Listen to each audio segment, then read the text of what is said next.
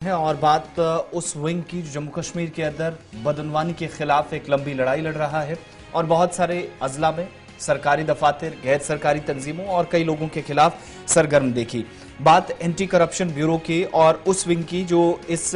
बड़े इदारे के साथ इक्तिसादी जुराइम विंग कहलाती है। मौजूदा वक्त में कैसे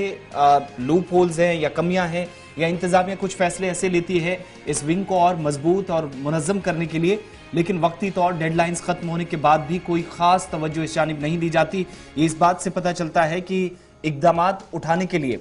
कई बार सरकारी मीटिंगें हुई और इस विंग को मजबूत करने के लिए इस कामकाज को और बेहतर करने के लिए पिछले 2 वर्षों के दौरान मुतअद्दिद बार मीटिंग्स हुई,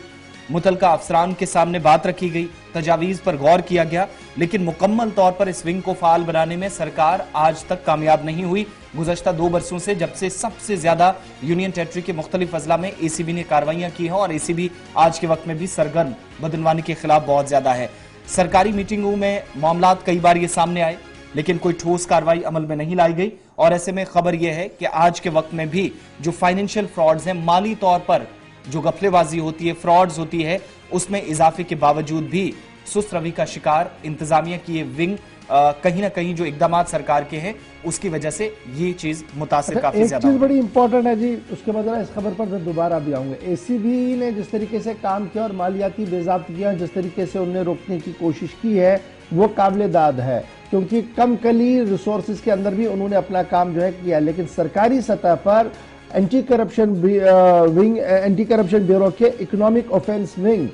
को मजबूत, फाल और मुतहरिक बनाने के हवाले से आज से 2 साल पहले कुछ फैसले लिए गए थे और ये फैसले उस वक्त लिए गए थे जब लगातार शिकायतें आ रही थी मालियाती बेज़ाब्तिगी के हवाले से, चाहे वो बैंक फाइनेंशियल फ्रॉड हो, एटीएम फाइनेंशियल फ्रॉड हो, ऑनलाइन फाइनेंशियल फ्रॉड हो। तो उसको देखते हुए यह फैसला लिया गया था कि जनाब इसे मजीद फाल और मुतहरिक बनाया जाएगा और जम्मू कश्मीर इंतजामिया ने उस सिलसिले में एक ऑर्डर जो जीएडी का था सन 2020 में 10 मार्च को जो जारी किया गया था, उसमें सैंक्शन किया गया था इंडिपेंडेंट इकोनॉमिक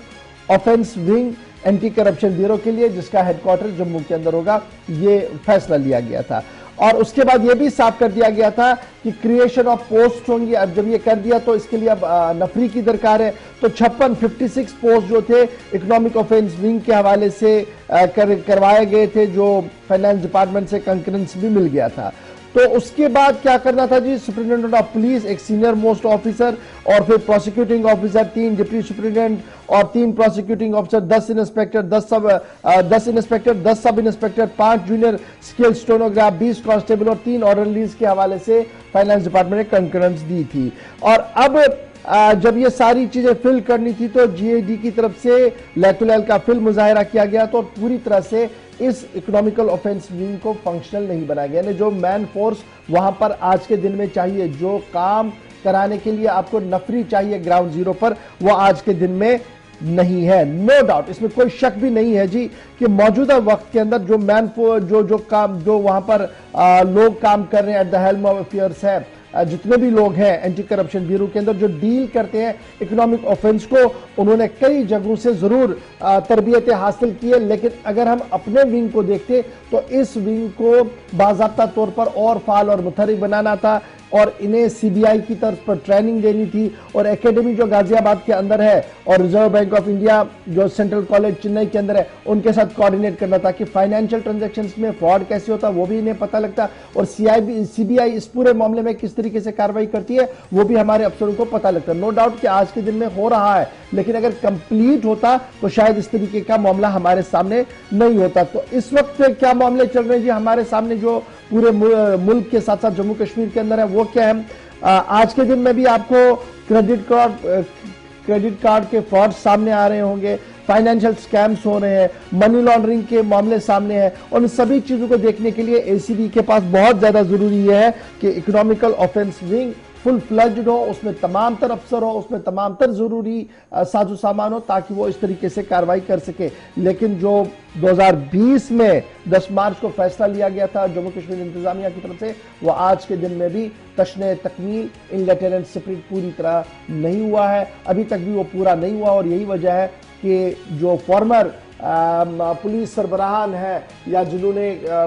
विजिलेंस और दीगर इदारों के अंदर काम किया है, जो फॉर्मर पुलिस ऑफिसर्स हैं, जब उनसे हमने गुफ्तगू की तो उनका मानना था कि देखिए इदारा फाल और मुतहरिक आज के दिन में आपको जरूर नजर आएगा, लेकिन अगर मैन पावर और ज्यादा दिया जाता, अगर इंसान HR फैसिलिटियां वहां पर और होती, ह्यूमन रिसोर्स और दिया जाता, तो शायद मुस्तहकम और फाल के साथ साथ एक मजबूत इदारे के तौर पर वो कायम होता, और जो लैतुलैल अभी भी कुछ केसों के अंदर हो रहा है शायद वो नहीं होता। ये फॉर्मर पुलिस ऑफिशियल्स का मानना है जिन्होंने जम्मू कश्मीर के अंदर काम किया है और जो इस ACB की कारकर्दगी को आज भी देखते हैं। पॉलिटिकल एंगल में जब आप देखते हैं तो कहा जा रहा है कि जनाब यहां तो हर एक फैसला लिया जाता है, लेकिन इंप्लीमेंट की बारी जब आती है तो कोई भी चेकर नहीं है, कोई भी अकाउंटेबिलिटी नहीं है। यही वजह है कि कल भी जब हमने आपके सामने खबर रखी कि फैसले लिए गए, इंप्लीमेंटेशन नहीं है। आज एक और फैसले की हमने बात की कि 2020 में आपने एक बड़ा फैसला लिया, लेकिन आज भी तशरीह तकमील वो फैसला है। तो ये तो थी बात जनाब हमारी इंतजामिया की, किस तरीके से कार्रवाई हो रही है और किस तरीके से